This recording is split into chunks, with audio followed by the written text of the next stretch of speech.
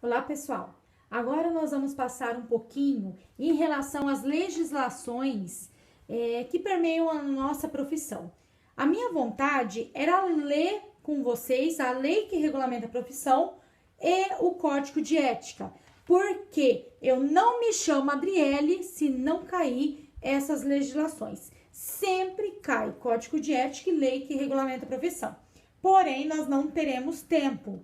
Então, se vocês tiverem tempo amanhã, dá uma olhadinha no código de ética, na lei que regulamenta a profissão, porque certeza absoluta que vai cair alguma coisa sobre isso. Eu acho. Agora eu vou permear um pouquinho, vou passar pela lei que regulamenta a profissão correndo, código de ética correndo, e depois em relação às resoluções do conjunto Cefes-Cres. Em relação à lei que regulamenta a profissão, o artigo 2 vai falar um pouquinho quem pode ser assistente social. Tem caído bastante concurso essa questão, tá? Então, os possuidores de diploma em curso de graduação, em serviço social, oficialmente reconhecido, os possuidores de diploma de curso superior em serviço social em nível de graduação equivalente, expedido por estabelecimento de ensino sediado em países estrangeiros, conveniado ou não com o governo brasileiro, e os agentes sociais, qualquer que seja a sua denominação, com funções dos vários órgãos públicos. Aí, pessoal, nós vamos lá para o artigo 4º, que fala sobre as competências, e depois o artigo 5º, que fala sobre as atribuições privativas. Competência é aquilo que compete ao assistente social, mas que outras profissões também podem desenvolver. As competências, geralmente, elas estão escritas de forma mais geral.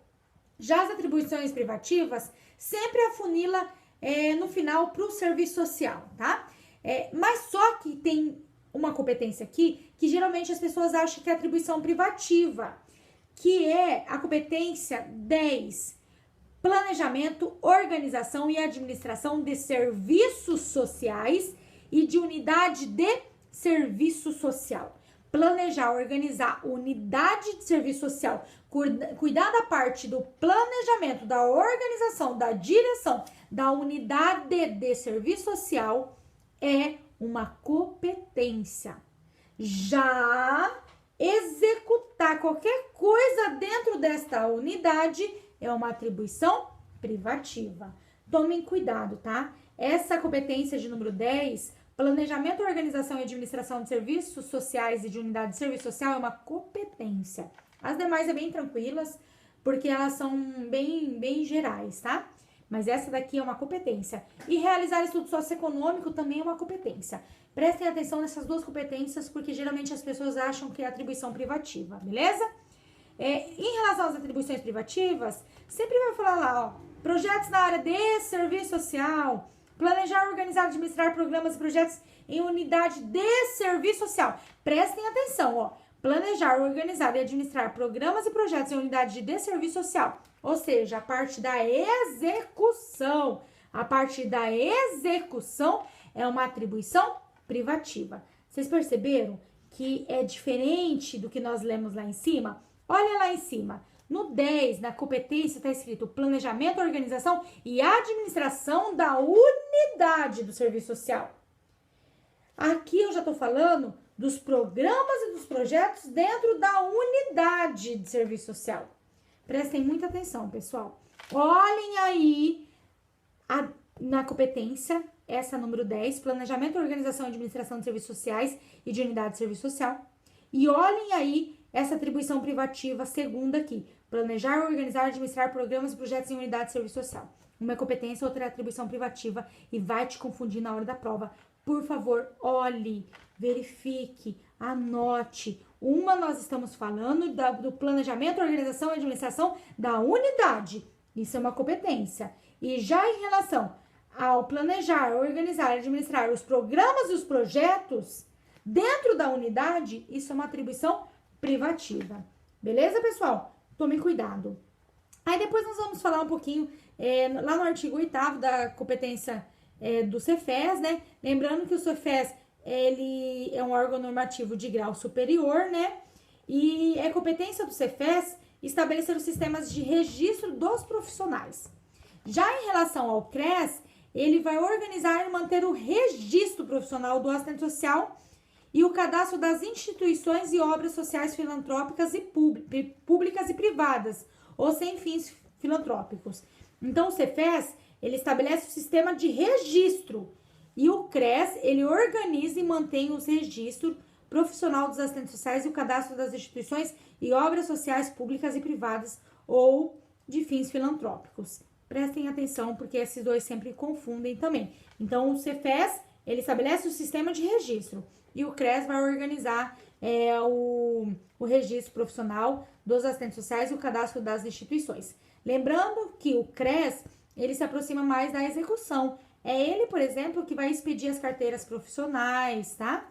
Então, prestem bastante atenção na diferença do Cefes e do CRES aí. Aí, uma coisa que eu queria enfatizar é em relação às penalidades. O artigo 16 vai falar que os CRES aplicarão as seguintes penalidades. A multa no valor de 1 a 5 vezes a anuidade vigente. Porém, lá embaixo, vai falar assim, no caso de reincidência da mesma infração, no prazo de 2 anos, a multa cabível será elevada ao dobro. Ou seja, aqui fala que a multa é de 1 a 5 vezes a anuidade. Porém, fala que no prazo de 2 anos, se reincidir na mesma infração, a multa será elevada ao dobro. Prestem atenção. Além da penalidade da multa, a lei que regulamenta a profissão traz o quê? A suspensão. A suspensão de 1 a 2 anos do exercício profissional. Ao assistente social que, no âmbito de sua atuação, deixar de cumprir os dispositivos do Código de Ética. E também vai trazer o cancelamento definitivo do registro, no caso de extrema gravidade de reincidência contumaz. Então, presta atenção que aqui a lei que regulamenta a profissão vai trazer a multa, vai trazer a suspensão e vai trazer o cancelamento do registro. Em relação ao Cefes e o CRES, né, eles serão formados por 9 membros.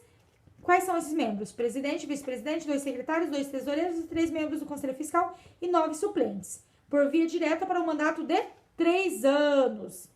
E as delegacias seccionais, como, por exemplo, é o nosso caso que nós temos lá em Londrina, essas delegacias contarão com 3 membros efetivos, um delegado secretário e um tesoureiro e 3 suplentes eleitos para os assistentes sociais, dentre os assistentes sociais da área de sua jurisdição, nas condições previstas nesse artigo.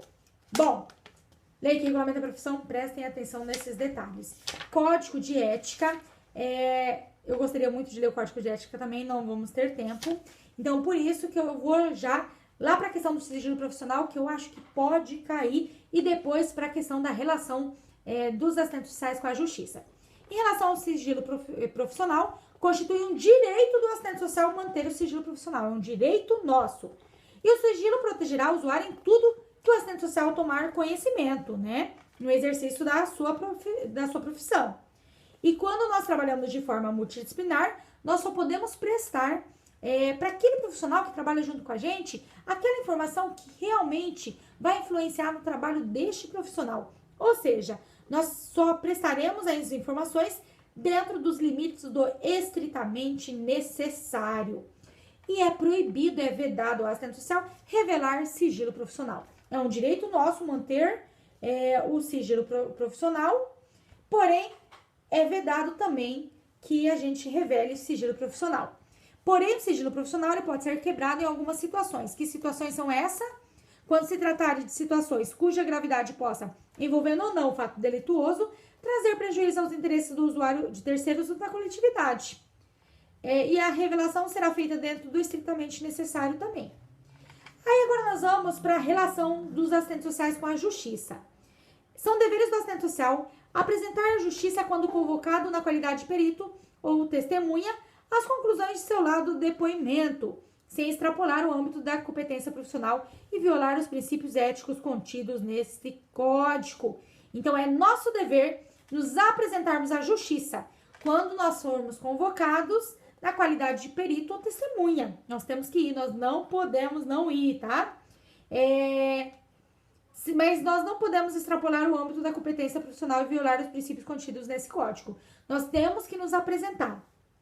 Inclusive, quando convocados na qualidade de testemunha, perito, nós temos que apresentar as conclusões do nosso laudo ou do nosso depoimento. Mas nós não vamos romper com aquilo que estabelece o nosso código de ética, tá bom?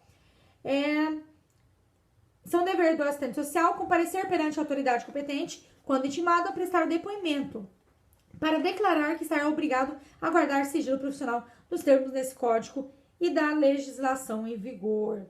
Discutimos bastante sobre isso também, né? Artigo 20, é vedado, é proibido ao assistente social depor como testemunha sobre situação sigilosa do usuário de que tenha conhecimento no exercício profissional, mesmo quando autorizado. Vocês perceberam? Lá em cima vai falar que nós precisamos nos apresentar, é um dever nosso nos apresentarmos à justiça quando nós formos convocados na qualidade de perito ou de testemunha às conclusões do nosso laudo.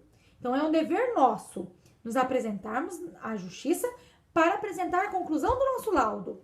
Porém,